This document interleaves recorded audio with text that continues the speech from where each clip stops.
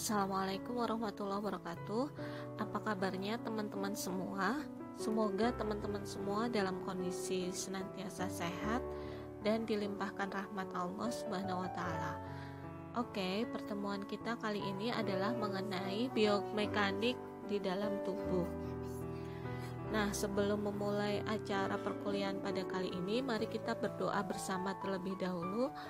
Raditu billahi robba wa bil islami dina wa bi muhammadin nabiyya wa rasulah. Rabbi zidni ilma warzuqni fahma. Amin. Allahumma amin. Biomekanika berasal dari kata bio dan mekanik, yang mana bio itu artinya makhluk hidup dan mekanik itu adalah gerakan. Sementara mekanika sendiri merupakan salah satu cabang ilmu fisika yang mempelajari mengenai gerakan dan perubahan bentuk materi yang diakibatkan oleh gangguan mekanik yang kita sebut sebagai gaya. Oleh karenanya, biomekanik adalah ilmu yang mempelajari gerakan pada makhluk hidup, di mana dalam biomekanik hanya mempelajari gerakan pada manusia saja. Biomekanika adalah ilmu pengetahuan yang juga menerapkan hukum-hukum mekanik terhadap struktur tubuh, terutama sistem lokomotor dalam arti perpindahan gerak tubuh yang juga melibatkan berat tubuh. Dalam literatur yang lain, pengertian biomekanik secara umum tadi seperti yang saya sebutkan sebelumnya, bahwa biomekanik merupakan ilmu yang mempelajari gerakan pada manusia yang dipengaruhi anatomi, fisiologi, psikologi, mekanika, dan struktur sosiokultural. Yang mana ketika kita lihat secara ilmiah, biomekanik itu lebih pada perubahan tubuh dan beban mekanik yang terjadi pada otot, tulang, dan sendi pada tubuh manusia, di mana otot, tulang, dan sendi itu merupakan organ vital yang bertanggung jawab terhadap pergerakan tubuh. Selanjutnya, mari kita lihat mengenai otot. Pada dasarnya, otot skeletal atau otot rangka itu terdapat dua otot, yaitu otot statis dan otot dinamis. Seperti katanya, dari istilah statis itu artinya dia diam gitu. Jadi kerja otot statis adalah kerja otot yang tidak bergerak, atau dengan kata lain otot itu hanya diam. Biasanya kerja otot statis itu akan lebih cepat mengalami kelelahan dibandingkan dengan kerja otot dinamis. Selain itu, kerja otot statis tidak bisa dihilangkan dalam melakukan suatu pekerjaan. Nah, contoh gerakan otot statis itu kalau misalnya kita exercise itu adalah seperti plank. Plank itu adalah gerakan otot statis di mana tubuh itu hanya diam dan kemudian lengan itu bertumpu pada menumpu berat badan, dan itu akan jauh lebih lelah karena pada saat itu nanti ketika hanya berapa menit saja Anda itu sudah sangat lelah dan tidak kuat gitu. Adapun mengenai kerja otot dinamis itu ditandai dengan adanya proses berulang antara kontraksi dan relaksasi. Untuk pengertian kontraksi dan relaksasi secara fisiologis akan kita pelajari di biomedik di semester 2. Oke, selanjutnya mari kita buat summary mengenai perbedaan kerja otot statis dan dinamis. Otot statis itu memiliki kontraksi yang tetap, aliran darahnya terhambat sehingga membutuhkan energi yang lebih banyak, tetapi heart rate itu kurang dari 120 kali per menit. Kemudian tekanan darahnya itu akan mengalami peningkatan karena beban jantungnya meningkat. Sedangkan kerja otot dinamis itu dia memiliki kontraksi yang berirama, kemudian darah itu ada dipompa dengan teratur dan energinya itu lebih sedikit gitu. Jadi dia lebih tahan lama untuk melakukan gerakan kerja-kerja otot selanjutnya. Oksigennya itu sekitar 20 sampai 30 kali dibutuhkan lebih banyak, dan nanti akan ada peningkatan heart rate, tetapi juga tidak terlalu meningkat banyak kecuali apabila penggunaan kerja otot dinamis yang jarang dilakukan. Kemudian tekanan darah itu juga tidak terlalu banyak mengalami perubahan.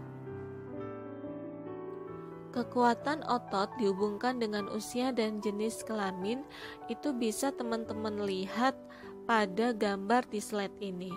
Jadi kita lihat bersama bahwa kekuatan otot pria itu lebih besar dibandingkan kekuatan otot wanita. Dan sama, pria maupun wanita ketika mengalami proses penuaan, kekuatan ototnya akan mulai terjadi penurunan. Penurunan itu mulai terjadi pada fase usia 30 tahun.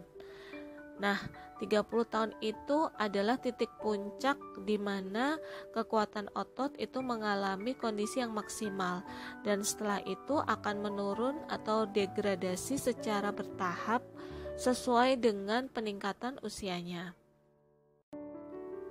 Setiap jenis otot itu memiliki kemampuan yang khas dalam menjalankan kerja biomekanik. Masing-masing memiliki kekuatan, kecepatan, dan ketelitian geraknya sendiri. Kekuatan otot itu bergantung juga pada kekuatan di mana kekuatan itu dikeluarkan dan ke arah mana kekuatan itu ditujukan. Sehingga kalau kita rangkum bahwa faktor-faktor yang mempengaruhi kekuatan kerja otot itu ada beberapa hal. Yang pertama yaitu posisi anggota tubuh yang bekerja, kemudian bagaimana arah gerakan kerjanya. Tentu saja kemudian ketika kita bergerak ke depan itu jauh lebih mudah dibandingkan ketika kita bergerak ke belakang. Kemudian perbedaan kekuatan antar bagian tubuh. Contohnya kaki itu dan telapak kaki serta betis itu dia memiliki kekuatan yang berbeda karena posisinya. Sama seperti lengan atas dengan lengan bawah, itu jauh lebih kuat lengan bawah dibandingkan lengan atas disebabkan karena posisinya. Kemudian usia itu juga faktor yang mempengaruhi kekuatan otot, serta adanya kecepatan dan ketelitian. Itu juga akan mempengaruhi kekuatan otot. Misalkan ketika kita itu bergerak dengan perencanaan yang matang, itu memiliki kekuatan yang lebih besar dibandingkan ketika kemudian kita bergerak dengan perencanaan yang kurang matang. Kemudian daya tahan jaringan tubuh terhadap beban. Jadi beberapa bagian tubuh kita itu memang memiliki kekuatan tertentu untuk menopang beban. Contohnya kaki, itu dia lebih mampu menopang beban tubuh kita dibandingkan tangan. Jadi tangan itu lebih mudah lelah, kekuatan ototnya tidak bisa maksimal sebagaimana semaksimal dari kaki. Beberapa hukum-hukum dasar fisika yang digunakan untuk sebagai dasar dalam ilmu biomekanika itu adalah hukum Newton, di mana hukum Newton itu ada 3, yaitu hukum Newton pertama, hukum Newton kedua, dan hukum Newton yang ketiga. Hukum Newton yang pertama itu adalah merupakan hukum inersia atau kelembaman, di mana sebuah benda tetap dalam keadaan diam atau bergerak teratur dalam satu garis lurus sekiranya tidak dipengaruhi oleh tenaga luar yang cukup untuk mengubah keadaan semula. Nah, seperti itu. Jadi hukum Newton pertama itu adalah mengemukakan bahwa semua benda akan bergerak jika ada gaya yang mengakibatkan gerakan. Berikutnya adalah hukum Newton yang kedua, yaitu F sama dengan M kali A, di mana M itu adalah massa, dan A itu adalah kecepatan. Hukum Newton yang kedua itu bercerita tentang akselerasi atau percepatan, yang bermakna bahwa benda yang digerakkan oleh tenaga momentumnya adalah proporsional atau sebanding dengan tenaga yang mempengaruhi, tetapi berbanding terbalik dengan berat massa benda. Nah, seperti itu. Jadi kita ulangi lagi bahwa F itu sama dengan M kali A.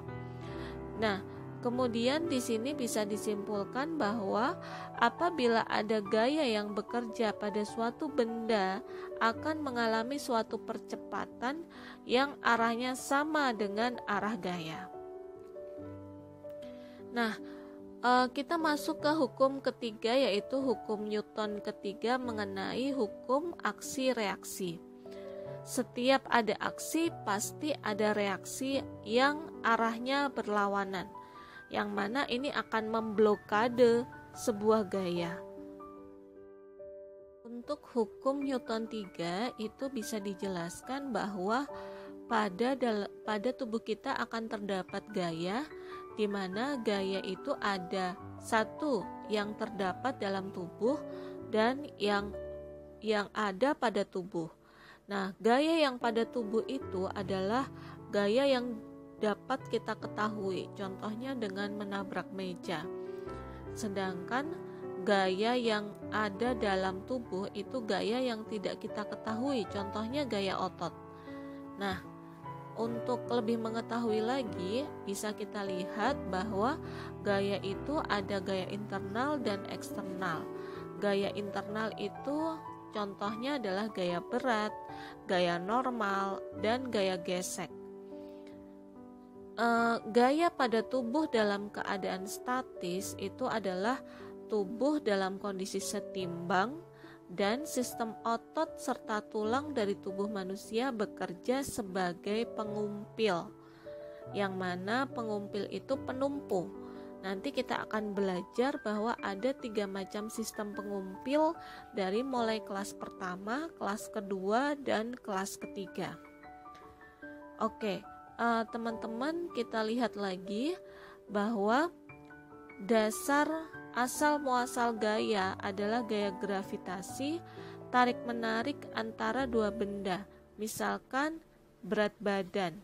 Jadi ketika kita itu berat badannya berlebih, maka akan ada titik tumpuan yang sangat besar pada kaki, yang kemudian itu akan mengakibatkan gaya tarik-menarik pada pembuluh darah, sehingga mengakibatkan pembuluh darah itu menjadi lebih terbebani dan dia kemudian akan menjadi menonjol gitu karena kerjanya yang berat. Pembuluh darah yang menonjol pada kaki itu kemudian kita sebut sebagai varises. Nah, kemudian kita lihat lagi pada slide berikutnya. Tubuh dalam kondisi statis berarti tubuh dalam keadaan setimbang, di mana jumlah gaya dan momen gaya yang ada sama dengan 0. Tulang dan otot tubuh manusia berfungsi sebagai sistem pengumpil. Sekarang kita lihat pada sistem kelas pertama, yang mana sistem kelas pertama itu merupakan titik tumpuan terletak di antara gaya berat dan otot. Contohnya misalkan kepala dan leher. Pada pengumpil kelas kedua, gaya berat di antara titik tumpu dan gaya otot. Teman-teman bisa lihat pada gambar di samping. Contoh dalam kegiatan ini untuk kelas kedua yaitu tumit berjinjit. Jadi tumit berjinjit itu gaya tumpunya itu terletak pada gaya beratnya itu terletak pada ujung jari-jari kaki. Kemudian kelas ketiga yaitu gaya otot terletak di antara titik tumpuan dan gaya berat. Teman-teman bisa lihat gambarnya, dan di situ kita bisa lihat contohnya yaitu pada otot lengan ketika membawa beban. Jadi gaya beratnya itu terletak di siku. Gaya berat ini yang nanti kita sebut sebagai fulcrum. Keuntungan mekanik merupakan perbandingan antara gaya otot dan gaya berat.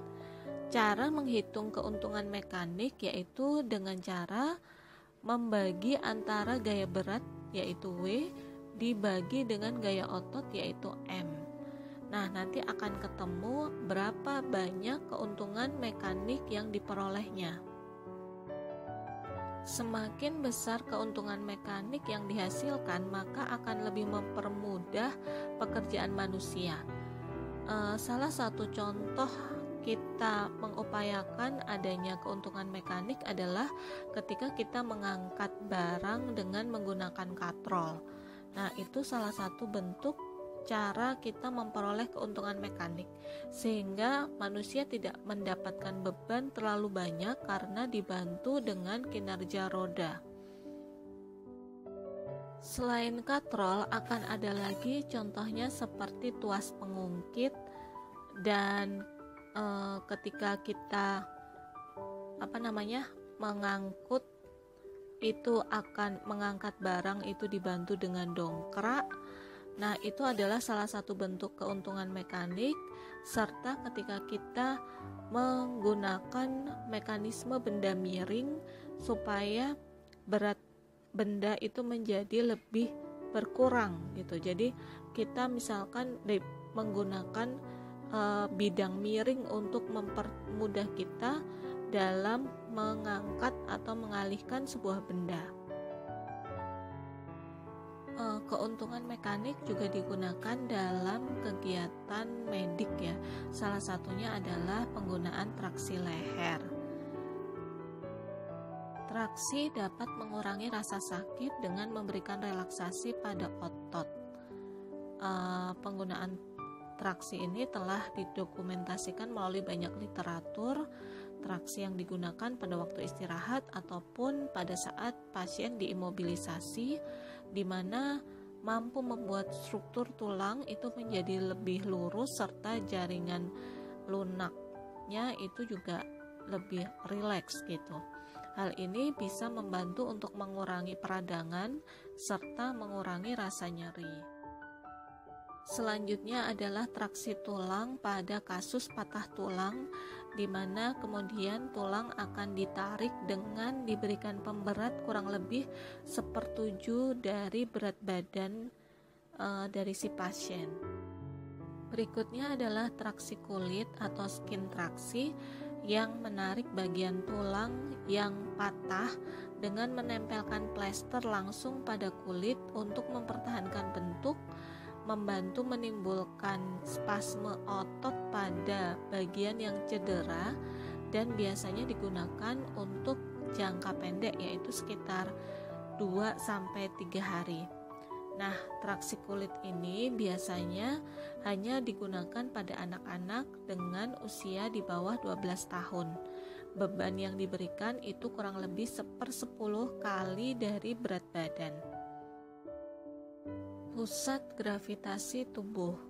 Pusat gravitasi saat seorang berdiri tegak di atas pinggang di antara depan dan belakang vertebra di sakralis kedua. Kemampuan seseorang untuk mempertahankan keseimbangan dalam berbagai bentuk posisi tubuh itu sangat dipengaruhi oleh kemampuan tubuh dalam menjaga pusat gravitasi untuk tetap dalam area batas. Cara menentukan pusat gravitasi pada suatu benda yaitu yang pertama dengan menggantungkan objek pada titik yang berbeda. Kemudian yang kedua itu adalah berdiri di atas papan yang kedua ujungnya terdapat timbangan, sehingga di situ kita akan berdiri tepat di mana keduanya itu dalam posisi yang seimbang dan tidak ada yang miring ke kanan maupun miring ke kiri.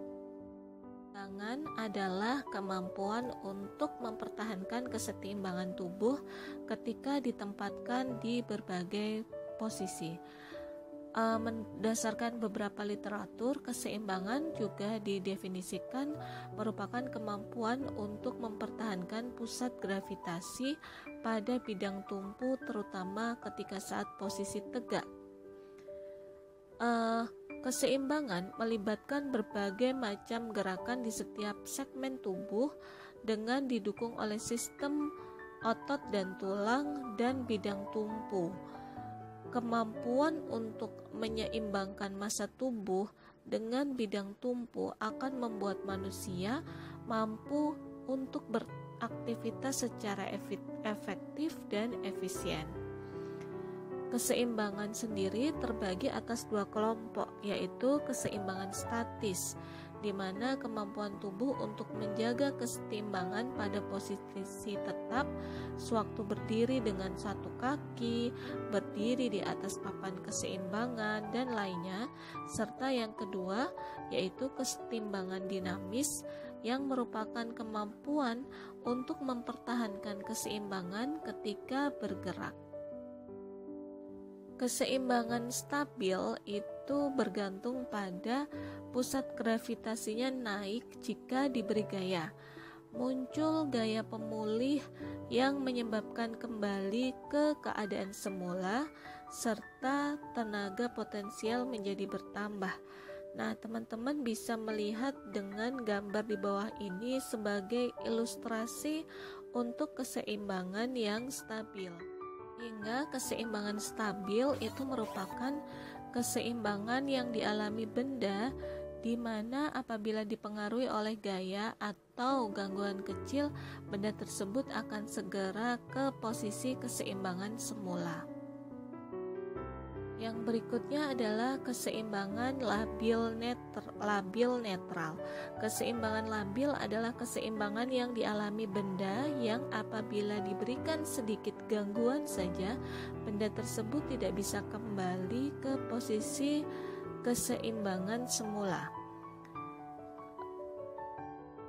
Berikutnya yang ketiga adalah keseimbangan indiferen atau netral, merupakan keseimbangan yang dialami benda yang apabila diberikan sedikit gangguan, benda tersebut tidak mengalami perubahan titik berat benda.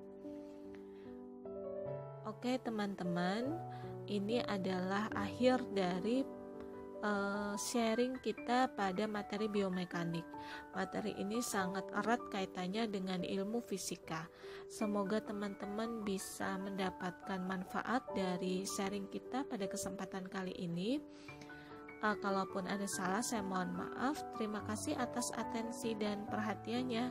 Kita ketemu lagi di next video. Assalamualaikum warahmatullahi wabarakatuh.